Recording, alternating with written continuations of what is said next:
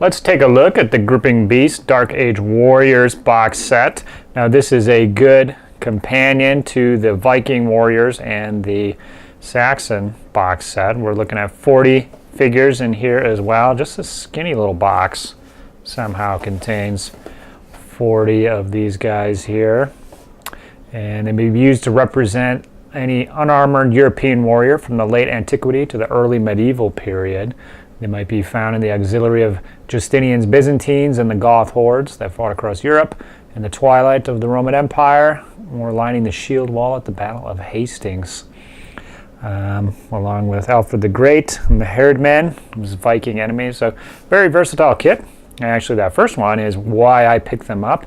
I need some levy type guys for my Byzantine, so I was figuring that I would use this kit here. I think some of the bodies may work better than some of the other ones, but let's pop this open, take a look at, these are in here pretty tight. So 40 Dark Age Warriors here, and looks like these must be all identical. I am thinking that appears to be the case. So 5 guys of Sprue, probably looking at 8 Sprues. Yep, that's what we got. We got the little assembly kit. No, attach the head to the neck, the arms to the armhole. Not very scientific here. Nice glossy pick of this art here. Signed prints of this superb Peter Dennis artwork available from Gripping Beast. This is actually a really good, really cool pick here, just to give you an idea of the colors that you can paint these guys. So I painted my guys kind of bland. This kind of reminds me of the Yams Vikings that Aaron Loomis painted and I showcased earlier. But yeah, I like these kind of almost like a pinkish, reddish, is that vermilion? I'm not sure, but yeah, nice selection of colors here. Definitely some good inspiration for painting these guys if you're using them as the Dark Age Warriors of some sort. In my auxiliaries, I'll probably be painting them to match the rest of my forces once I figure that scheme out. Bases, you're looking at the standard green kit here, so probably got to use some of these bigger ones if you were going to base all 40 of these. So yeah, if you're looking for saga or round bases, you're going to have to provide those yourself. Let's take a look at one of these sprues here. So hopefully this will be give us some options, because we don't have a lot of sprue to work with here. So we got 5 bodies on the bottom here. We do have some variation on this one as compared to the Romans one last. We got 3 arms sticking pretty close, and then 2 that are maybe meant for javelins or a sling arm. Looks like you have an option there, so that's pretty cool. Let's count the heads here. We got 1, 2, 3, 4, 5, 6, 7. 7 heads, 5 bodies. So you're going to end up with some extras. That's pretty cool. Liking that. Let us look at the different arms here. We got a horn, so we do have a command type guy. One thing about this kit that some of the other kits have is like a command sprue. So these guys are pretty just generic infantry guys. So they don't actually have a command type sprue, but you could probably modify one of these spears here. And you got the horn tutor right there, and you could probably make something happen here. Let's take a closer look at these heads here. So this guy does have a hat, but the interesting is that none of these other guys have helmets. So these are unhelmeted heads with beards and maybe a few mustaches mixed in. So one thing is you're not going to get any helmets in here, which the helmets are probably what ties some troops to a specific faction, like a Viking style helmet or a Saxon style. So I can see why they left them kind of unarmored. These are your generic guys, your kind of levy type dudes. Okay, so one thing that's cool here is these little sling hands. 1, 2, 3. Now there isn't like a blank arm that you can attach them to. Oh, there's a fourth sling hand. That's really cool. I've never seen little sling bits like that. But so presumably you just chop off the hands on some of these and you can make little slingers. So that's pretty cool. I didn't expect that in here. And a lot of the Saga factions have the options for sling guys, but you never really see a lot of sling models. Okay, so for hand weapons, we got 1, 2, and that's about it. We got a sword and an axe. So if you wanted to do more like a hand weapon shield type guys, only 2 of these 5.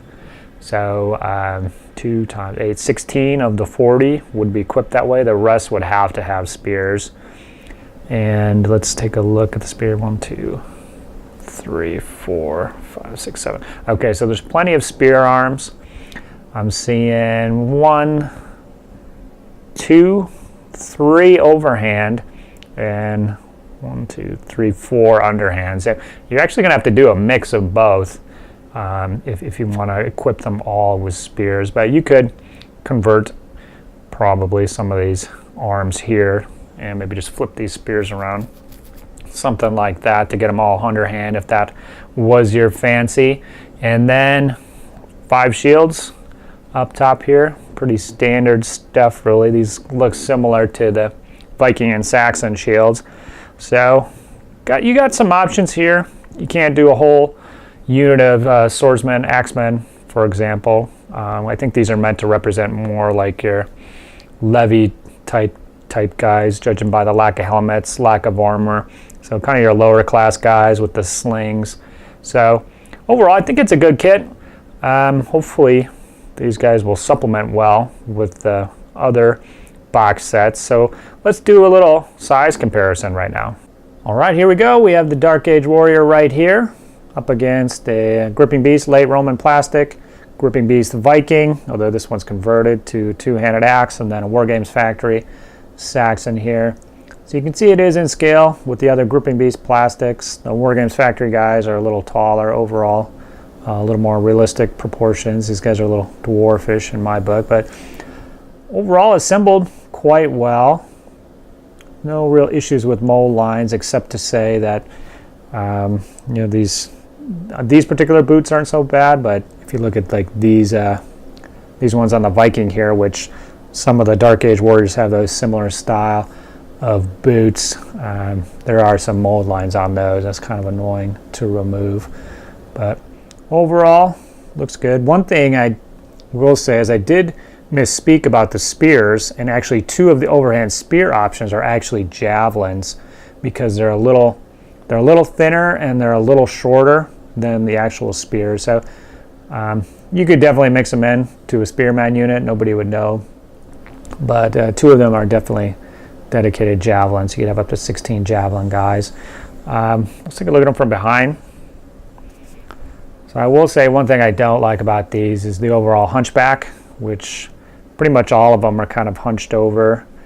See, take a look at the Roman. He's got it. His head on top of his shoulders. Well, this is almost shooting out of the front like a Games Workshop orc. And the War Games Factory guys are actually the same, and I had to go through and drill out the tops and kind of get better pose. But overall it's decent. I will say the poses aren't super great. All right, let's close this out by taking a look at some high-res photos of the Sprue. I will have a link to these below, so you can go ahead and take a look at those and see if it's got the bits that you're looking for. Overall, it's a decent kit, definitely a good bang for your buck. They are pretty generic, but that's basically what you're looking for. You got a good variety of weapons between sword, axe, spears, slings, javelins, and they can cover a wide variety of factions as well, which is pretty cool. I will probably be converting mine a little bit to get the head a little more upright on the shoulders, and that will probably increase their height a little bit as well. I can't really help myself. That's sort of a pet peeve of mine, and I have made that conversion on other plastics, so it's something I keep an eye out for. But that's pretty much it for this review. If you have any questions about anything I've talked about, definitely comment below and I'll get back to you. Otherwise, like and favorite this shit. Keep on hobby horn dogging. I'll catch you guys next time.